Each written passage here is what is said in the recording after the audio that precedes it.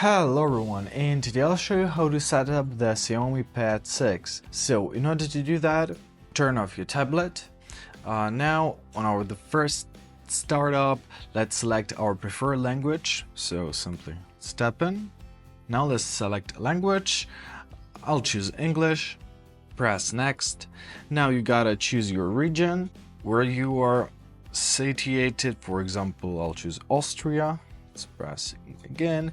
Now you gotta choose keyboard, so you've got an option of a Gboard and a Google voice typing. I prefer a Gboard honestly, so let's tap on it. Now we are to read user agreement, right, and privacy policy. If you're agreed with everything and you're good to go, simply press that I've read and agreed to the user agreement and privacy policy and press next.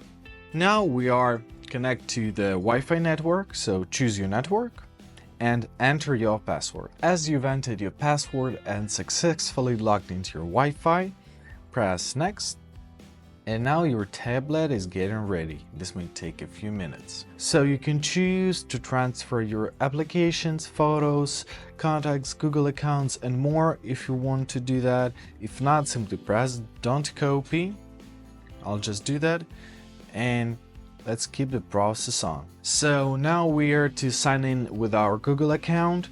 So if you have your Google account, simply enter your email and press next, and then you will be prompted to enter your password. If not, simply press create account and follow simple on-screen instructions. Now, as we enter to our Google account, we are prompted to choose the search engine. So look through the list, choose the one you like. I'll choose Google, simply tap on this little dot near it and press next. And now we are to set a screen lock. You can do this step later, or you can do this immediately. Simply press on the screen lock or face unlock.